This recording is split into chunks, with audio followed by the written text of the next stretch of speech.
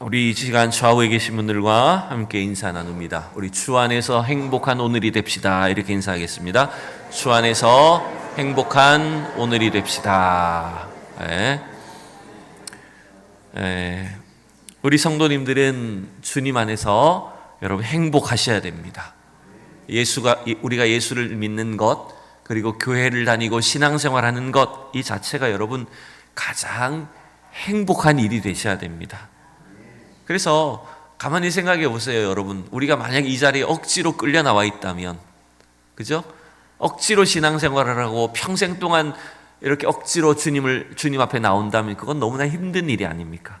그런데 우리가 이렇게 예수를 믿는 것이 너무나 행복하고 기쁘고 즐거워서 누가 시키지 않아도, 강제로 끌고 오지 않아도 예수를 믿고 하나님을 섬기는 이 신앙을 갖는다는 것, 여러분 이건 참 복된 일이라는 거예요.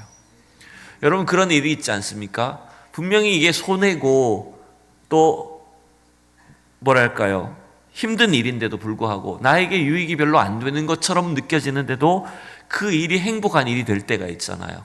왜 그런지 압니까? 그것은 하나님이 우리를 불러서 택하셨기 때문에 가능한 거예요. 중학교 때 이렇게 시골에서 전 자랐지만 시골 학교에서 선생님들이 이렇게 저를 불러서 뭔가를 시키면, 여러분 그게 어릴 때는 참 싫을 수도 있는데 귀찮은 일이 될 수도 있잖아요. 근데 선생님이 나를 불러주는 게 여러분 행복할까요? 안 행복할까요? 행복한 일이에요. 선생님이 뭔가 나에게 일을 시키는 것이 날 또 왜 이걸 시켜? 짜증나게 왜 날 불러? 이런 마음이 들 수도 있지만 나를 따로 불러서 뭔가를 시켰다는 것 자체가 참 기쁘고 행복하고 감사한 일인 거예요.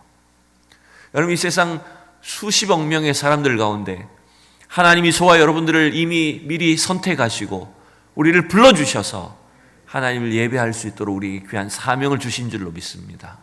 이 예배의 삶이, 주님을 섬기는 이 삶이 너무나 기쁘고 즐거워서 그 힘에 겨운 행복을 가눌 길이 없는 우리 모든 성도들이 다 되셨으면 좋겠습니다.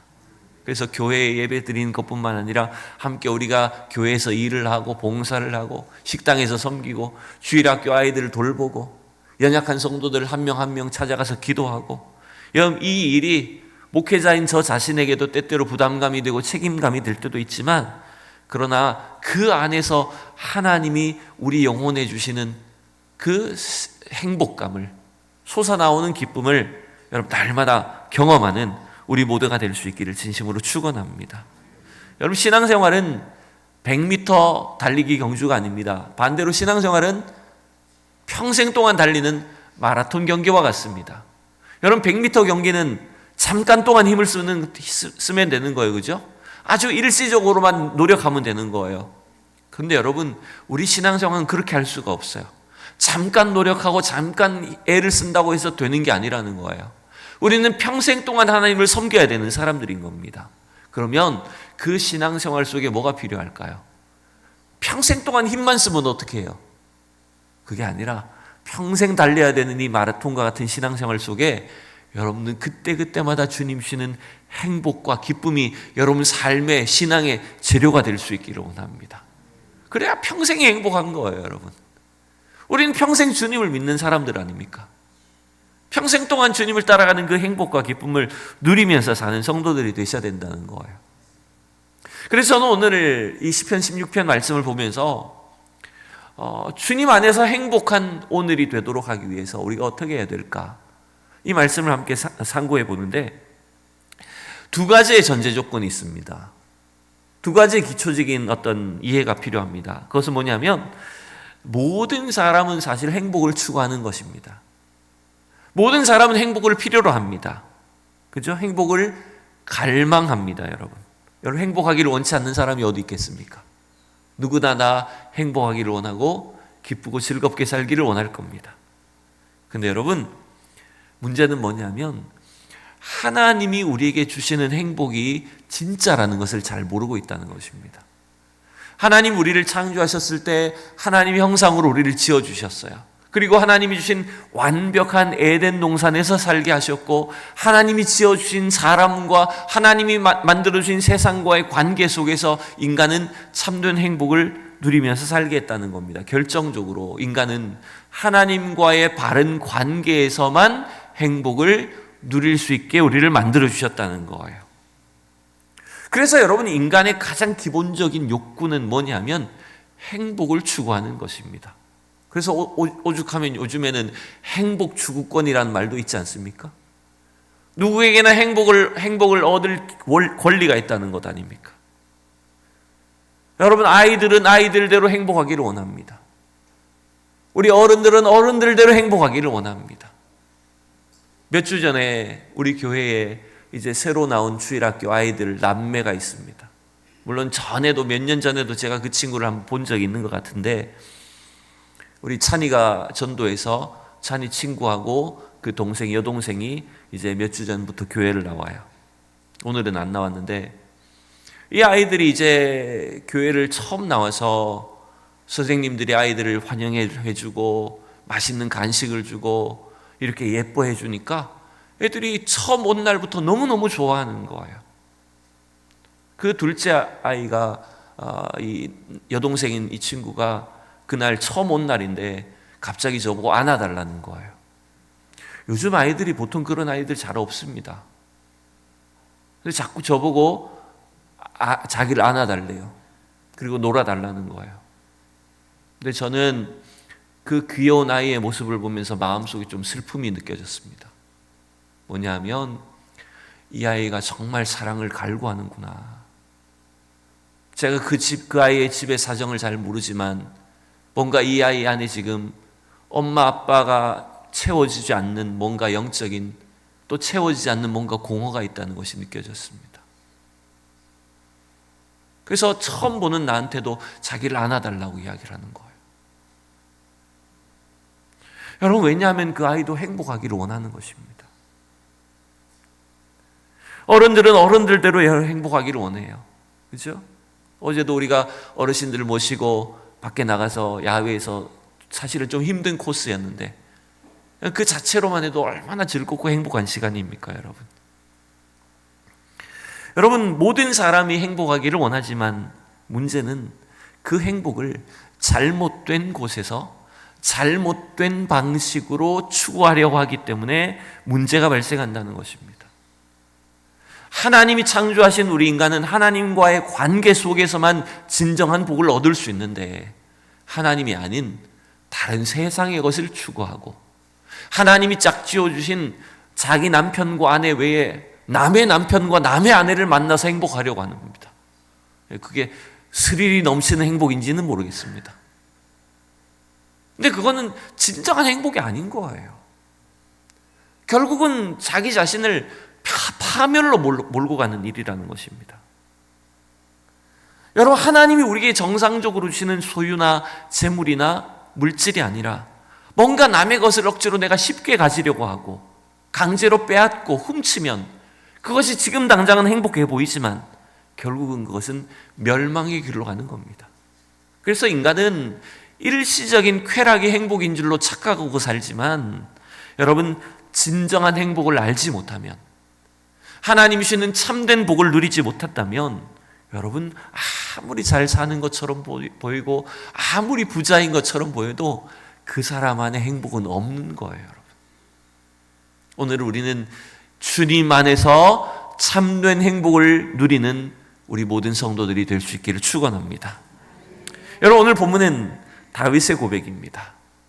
다윗이 자신이 누리는 그 행복과 기쁨을 이렇게 감격하며 고백하고 있는 걸 볼 수 있어요. 자, 같이 우리 11절 말씀을 다 같이 읽어봅시다. 시작.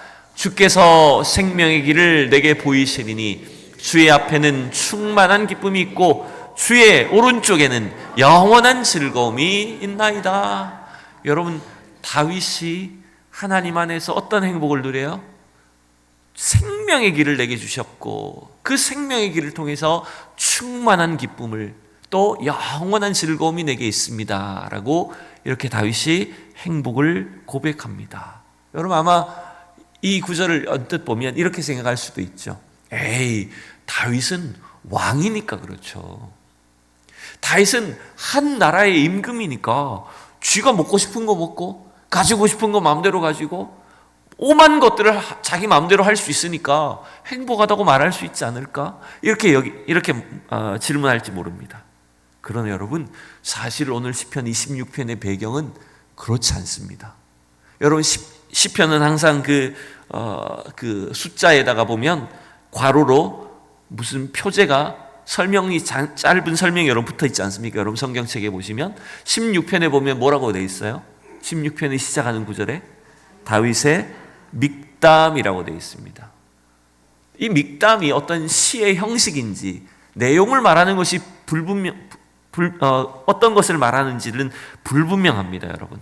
그런데 시편 전체에서 보면 다윗의 믹담이라고 쓰여진 시를 곳곳에서 찾을 수 있는데, 그 믹담이라고 되어 있는 시의 내용들은 전부 다 어떤 것과 관련이 있냐면 다윗이 엄청난 어려움과 곤경 속에서 쓴 시들을 주로 믹담이라는 표제가 붙어 있는 걸 발견하게 됩니다. 그래서 여러분 오늘 본문도 1절을 보시면 이렇게 되어 있어요. 다윗이 왕이니까 자기 마음대로 먹을 수 있고 마음대로 가질 수 있어서 영원한 기쁨과 행복이 있다고 말하는 것이 아니라 오늘 상황은 반대라는 거예요. 1절 말씀 읽어보실까요? 하나님이여 나를 지켜주소서, 내가 주께 피하나이다. 정확하게 무슨 상황인지 알지 못하지만 다윗이 처해 있는 어려움이 뭐예요? 다윗이 심각한 위기 가운데 있다는 겁니다. 그래서 하나님 나를 지켜주십시오. 내가 주님께 피할 수밖에 없습니다. 나를 둘러싼 원수들이, 나를 죽이려고 하는 그 악한 세력들이 지금 눈앞에 와 있습니다. 나를 지켜주십시오. 이 절체절명의 위기 속에서 다윗이 이 고백을 하고 있다는 거예요. 그러니 여러분, 우리에게 하나님 주신 행복은 우리가 아무리 고난 속에 있어도, 이해할 수 없는 어려움과 문제 속에 있다고 할지라도 주님 안에 있을 때 영원한 행복을, 영원한 기쁨과 즐거움을 얻게 하시는 줄로 믿습니다. 이 다윗이 누렸던 행복의 비결을 우리가 함께 살펴봐야 됩니다. 첫 번째는 하나님께 대한 절대적인 신앙을 통해서 다윗은 하나님이 주시는 행복을 누렸다는 것입니다. 그게 1절에서 4절의 내용인데요. 자, 4절 말씀을 우리 같이 읽어보겠습니다. 4절 시작. 다른 신에게 예물을 드리는 자는 괴로움이 더할 것이라. 나는 그들이 드리는 피의 전제를 드리지 아니하며 내 입술로 그 이름도 부르지 아니하리로다. 아멘. 여러분, 다윗이 하나님께 나를 지켜주십시오라고 기도하고 하나님을 피난처로 삼아서 주님을 의지한다는 것은 하나님 외에 다른 어떤 세상의 신이, 어떤 세력이 있다라고 할지라도 내가 하나님 외에 그 다른 신들을, 다른 대상들을 의존하지 않겠다. 나는 절대적으로 여호와 하나님만을 의지하겠다라고 하는 그 신앙의 고백을 하고 있는 것을 볼 수 있습니다. 여러분, 이렇게 말할 수 있지 않을까요? 언뜻 생각해 보면 여러분, 우리 주변에 하나님 외에 이런 신도 있고 저런 신도 있고 온갖 신들이 있어서 이왕이면 여러분 교회 가서도 기도하고 절에 가서도 불공 드리고 딴 데 가서도 여러분 좀 제사도 지내고 어느 신이든지 나를 도와주는 신만 있으면 되는 것 아니야? 좋은 게 좋은 거라고 여기저기 다 섬기면 되는 거 아니야? 이런 마음을 우리가 먹을 수 있습니다. 교회 다니면서도 그래서 세상 사람들이 여러분 집에서는 그냥 조상 제사도 지내고 또 어디 가면 다른 사람들하고 절에 가서 불공도 드리고 점쟁이한테 가서 점도 치기도 하고 이런 사람들이 꽤 있습니다, 여러분. 근데 다윗은 오늘 뭐라고 말해요? 다른 신에게 예물을 드리는 자는 괴로움이 더할 것이다. 나는 그들이 아무리 좋아 보이는, 아무리 멋있어 보이는 화려한 제사를 드리고 그들의 신들이 아무리 그들을 돕는 것처럼 보인다고 할지라도 나는 여호와 하나님 외에 다른 신을 섬기지 않을 것이다 라고 명확한 신앙을 고백하고 있는 것입니다, 여러분. 여러분, 이게 바로 다윗이 주님 안에서 행복을 누리는 첫 번째 비결이라는 거예요. 그래서 2절에 보니까 다윗이 뭐라고 말해요? 2절 다 같이 시작. 내가 여호와께 아뢰되 주는 나의 주님이시오니 주 밖에는 나의 복이 없다 하였나이다. 여러분, 우리의 행복의 근원이 뭡니까? 우리 행복의 비결이 무엇입니까? 여호와 하나님이 우리 행복인 줄로 믿습니다. 여호와 하나님을 의지하고 주님과 함께 동행하는 삶이야말로 우리에게 주시는 영원하고도 완전한 행복이라는 사실을 여러분 끝까지 기억하셔야 됩니다. 그래서 여러분, 우리 성도들은 이 시대 속에서 아무리 세월이 변하고 시대가 바뀐다고 할지라도 하나님 앞에 절대적인 신앙을 갖고 살아가셔야 됩니다. 절대적인 신앙을 갖고 요 하나님 앞에 기도하면 하나님은 절대적인 능력으로 우리를 도와주시고 하나님의 역사를 이루어 주실 줄로 믿습니다. 두 번째, 오늘 다윗이 주님 안에서 참된 행복을 누렸던 비결은 이것입니다. 그것은 바로 하나님 주신 복에 대한 감사와 만족을 누릴 줄 알았다는 것입니다.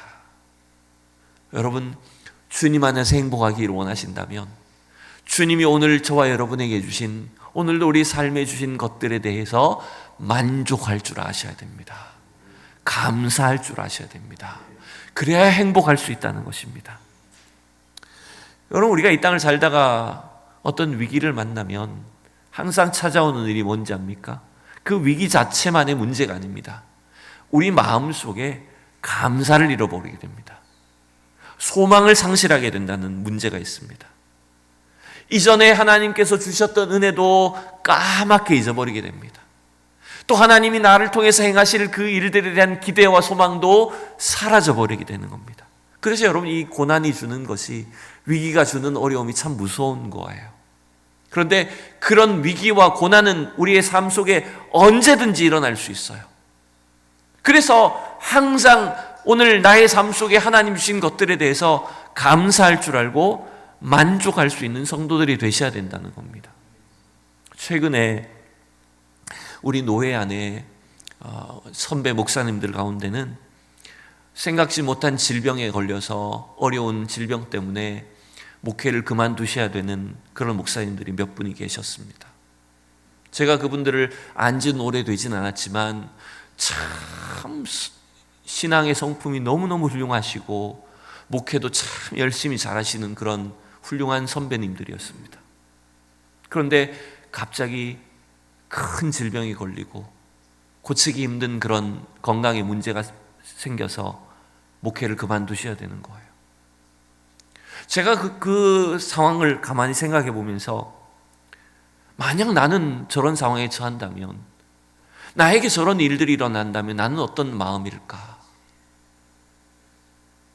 그죠? 내 계획과 내 생각과는 달리 갑작스러운 어려움이 닥칠 때가 있잖아요. 건강상의 문제가 생겨서 내 삶을 하나님께서 그냥 여기서 끝내라고 하실 때도 있잖아요. 그런 일을 겪을 때 나는 과연 하나님께 감사할 수 있을까? 서운하지 않을까요, 여러분? 하나님, 내가 이렇게 충성했는데, 이렇게 하나님께 헌신했는데 왜 이렇게 하십니까? 참 그분들을 생각할 때 제 마음이 짠한 생각이 들더라고요. 그런데 여러분, 그런 일들을 우리가 예상치 못한 위기와 어려움을 겪게 되지만 그 어려움을 극복할 수 있는 비결 중에 하나는 뭐냐면, 오늘 다윗처럼 오늘 나에게 주신 삶에 감사할 줄 아는 사람이 되는 겁니다. 오늘 다윗이 이렇게 고백해요. 우리 5절 6절만 읽어볼게요. 시작. 여호와는 나의 산업과 나의 잔의 소득이시니 나의 분깃을 지키시나이다. 내게 줄로 재어준 구역은 아름다운 곳에 있으며 나의 기업이 실로 아름답도다. 여러분, 여기 5절과 6절에 나의 산업, 나의 잔의 소득, 나의 분깃, 그리고 나의 기업, 이게 다 뭡니까? 내 것이란 말입니까? 누구의 것입니까? 하나님의 것입니다. 하나님의 것을 일시적으로 우리에게 맡겨주신 겁니다. 하나님이 각자의 분량에 맞도록 줄로 재어서 우리에게 구역을 주시고 가정을 주시고 교회를 주셨고 우리 삶의 영역을 주신 거예요. 남들과 비교하면 여러분, 나는 왜 요만큼밖에 안 주십니까? 불평불만이 터져 나옵니다. 하나님, 저 사람 왜 저렇게 건강하게 하시고 나는 이렇게 충성하고 열심히 했는데 내 인생은 왜 여기서 끝내십니까? 원망이 터져 나오기 쉽습니다. 그러나 다윗의 고백을 보십시오. 어떻게 말합니까? 하나님이 나에게 줄로 재어주신 그 구역은, 줄로 재어줬다는 것은 여러분, 나에게 꼭 맞게 줬다는 거예요. 남들에 비하면 오히려 작을 수도 있는 거예요. 그러나 그것이, 그 하나님의 기업이 내가 볼 때 얼마나 아름다운지, 얼마나 귀하고 감사한지 그 만족을 할 줄 알고 주님이 주신 기쁨과 즐거움을 누릴 줄 아는 거예요. 여러분, 오늘 이 다윗이 하나님 주신 그 기업을, 하나님 주신 소유를 감사할 줄 알고 만족할 줄 알 때 그의 마음속에 행복이 넘쳐나는 거예요. 여러분, 이러한 행복감을 우리 성도들이 날마다 누릴 수 있기를 진심으로 축원합니다. 북한에서 이탈하신 분들이, 탈북자들이 이런 말을 가끔 합니다. 저 북한 땅에 살다가 대한민국에 내려와서 보니까 진짜 지상천국이 여기구나. 그렇지 않겠습니까? 전기불도 제대로 안 들어오는 그 동네에 살다가 하루아침에 여러분 완전히 수십 년 앞선 시대에 와보니까 천국이 여기구나 이렇게 말하는 거예요. 근데 더 놀라운 건 뭔지 압니까? 이 대한민국 사람들은 지옥이라고 말한다는 거예요. 북한에 살다 온 사람들은 여기가 천국이구나라고 하는데 대한민국에 사는 사람들은 스스로 뭐라 하냐면 여기가 지옥이라고 말해. 몇 년 전에 유행어긴 했지만 헬조선이라 그러잖아요. 이 땅이 지옥이라고 말한다는 거예요. 여러분, 얼마나 이게 말이 안 되는 것입니까? 오늘 하나님이 우리에게 주신 가정, 교회, 우리의 직장, 우리의 가족, 자녀, 여러분 우리의 구역, 여러분 하나님이 나에게 꼭 맞게 주신 줄 알고 감사할 줄 아셔야 됩니다. 만족할 줄 아셔야 됩니다. 그래야 여러분 행복할 수 있습니다. 오늘도 우리가 이따 나가서 구역 식구들과 나가서 함께 예배를 드릴 겁니다. 그때 여러분 듣기로는 말씀을 기억하십시오. 하나님이 줄로 지어준 구역은 실로 아름답도다. 구역 식구들을 보면서 너무너무 아름다운 우리 성도들을 주셨구나. 나에게 꼭 맞는 사람을 주셨구나. 감사하시고 함께 행복을 누리는 오늘 예배가 될 수 있기를 원합니다. 세 번째, 오늘 다윗이 주님 안에서 영원한 행복을 누렸던 비결은 이겁니다. 예수 그리스도 안에서 영원한 소망, 영원한 즐거움을 발견한 것입니다. 그게 다윗이 영원한 행복을 누린 비결이에요. 자, 여러분들 이걸 적으시면서 이상하다는 걸 느끼셔야 됩니다. 다윗이 언제적 사람인데요? 수천 년 전 예수님이 태어나기 한참 전의 사람인데 어떻게 다윗이 예수님 안에서 영원한 소망을 갖고 영원한 즐거움을 발견할 수 있습니까? 다윗이 어떻게 예수님을 압니까? 그게 도무지 이해가 안 되는 거죠, 그렇죠? 제가 그걸 설명을 해드리려고 합니다. 오늘 8절에서 11절의 말씀은 다윗이 주님 안에서 내가 영원한 소망을, 영원한 즐거움을, 기쁨을 내가 누리고 있습니다. 내 옆에 그 은혜를 주셨습니다. 이렇게 고백했는데 놀랍게도 이 8절에서 11절 말씀은 신약 성경에 가보면 사도들이 예수 그리스도의 복음을 설명할 때에 구약 성경의 이 다윗 시편 16편을 인용해서 바로 예수님에 대한 예언이라는 것을 알려주고 있습니다. 제가 말씀을 몇 군데 찾아봤어요. 사도행전 2장에 보시면 베드로 사도가 성도들에게 이런 설교를 합니다. 이게 베드로의 첫 번째 설교입니다. 첫 번째 설교에서 베드로는 시편을 인용합니다. 다 같이 읽어볼게요. 25절부터 29절까지인데요. 시작. 다윗이 그를 가리켜 이르되 내가 항상 내 앞에 계신 주를 배웠으며 나로 요동하지 않게 하기 위하여 그가 내 우편에 계시도다. 그러므로 내 마음이 기뻐하였고 내 혀도 즐거워하였으며 육체도 희망에 거하리니 이는 내 영혼을 음부에 버리지 아니하시며 주의 거룩한 자로 썩음을 당하지 않게 하실 것이미로다. 주께서 생명의 길을 내게 보이셨으니 주 앞에서 내게 기쁨이 충만하게 하시리로다 하였으므로. 여러분 아까 읽은 거 다 잊어버리셨겠지만 지금 이 28절이 바로 시편 16편 11절의 내용을 거의 그대로 인용한 것입니다. 베드로는 어떻게 설명해줘요? 바로 다윗은 예수 그리스도를 통해서 하나님 주시는 영원한 기쁨과 소망을 미리 봤다는 거예요. 여러분 베드로 사도만이 아닙니다. 사도행전 13장은 넘어가 보면 사도 바울도 지금 이방인들에게 설교할 때 비시디 안디옥이라는 곳에서 이렇게 설교를 합니다. 자, 13장 34절 35절 두 절이에요. 시작. 또 하나님께서 죽은 자 가운데서 그를 일으키사 다시 썩음을 당하지 않게 하실 것을 가르쳐 이르시되 내가 다윗의 거룩하고 미쁜 은사를 너희에게 주리라 하셨으며 또 다른 시편에 일렀으되 주의 거룩한 자로 썩음을 당하지 않게 하시리라 하셨느니라. 아멘. 여러분, 이것도 시편을 인용한 거예요. 다윗의 시를 인용한 거예요. 근데 베드로 사도도 사도 바울도 뭘 가르쳐 줍니까?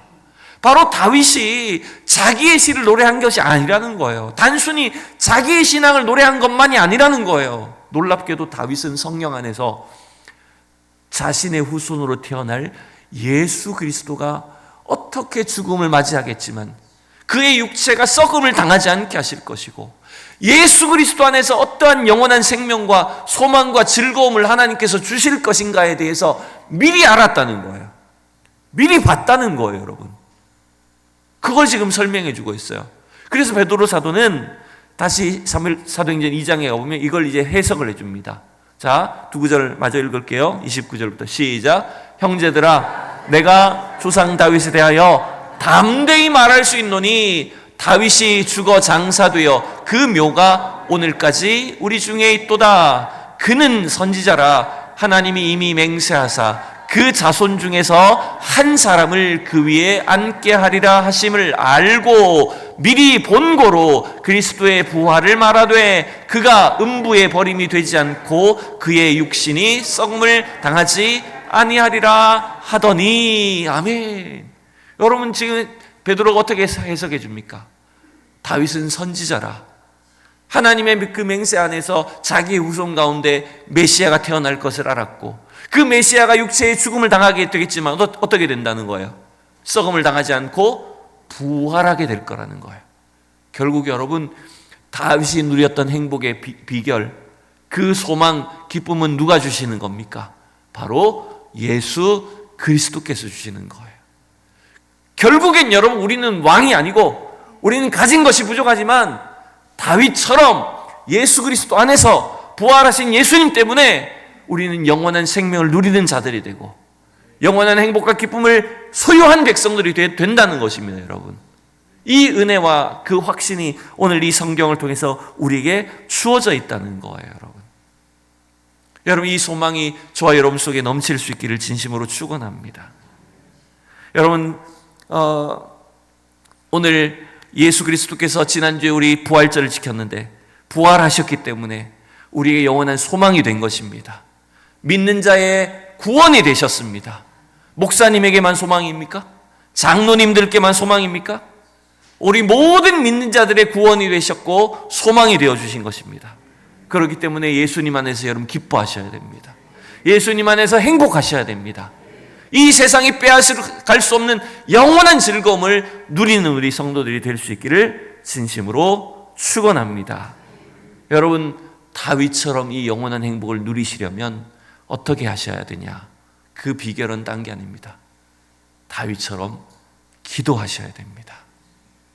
그래서 그 기도 가운데 하나님이 주시는 행복을, 하나님 안에 있는 그 참된 즐거움을 누리는 성도들이 될 수 있기를 축원합니다.